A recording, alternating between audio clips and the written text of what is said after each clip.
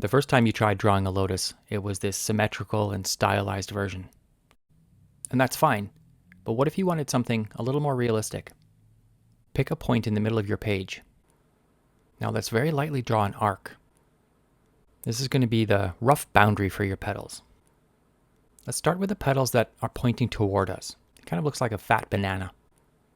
Now draw this little loop on top. That'll be important later.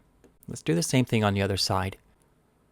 But don't make it perfectly symmetrical. Maybe a little lower and a little loop on top. Okay, let's put one in the middle. Again, asymmetry here is going to give you that natural look. So I'll point it over to the right. Another petal on the left side. Again, asymmetrical. That's it for the front petals. So now let's work on some of these side petals. Draw a big curve and have it end in a point. Let's put another one here. Notice how these petals are behind the other ones. They're a little bit thinner and pointier, and I'm going to draw another line here. Now just keep working around. The petals toward the middle will be wider, and we'll see the back of this petal too. We can see more and more of the back side of the petals. This side petal will start back here and loop all the way around, and we'll see a lot of the back of that one too. For the bottom petals, we're going to see a lot of the back of them. Notice how no two petals are the same shape. Now a couple of skinny leaves, and then just draw the stem. You can erase that arcing construction line. You don't need that anymore.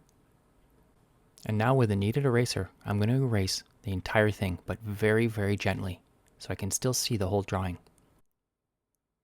Grab any three colors you like. The important thing is that there's a really light one, a middle one, and then a really dark one. Use the light one for petals in the center and also at the bottom of the petals. This will give a nice glowing effect.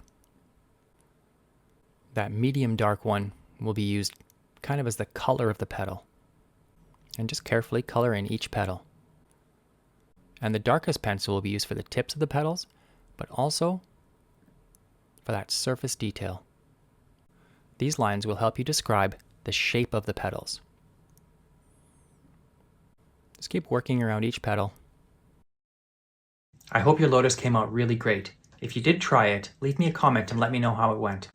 I do have a book, The New Artist Guide to Drawing. If you're the kind of person that likes to slow things down, the book features how to draw the face, the body, landscapes, animals, pretty much everything for the new artist. There's no experience required, and it's good from 9 to 99 years old.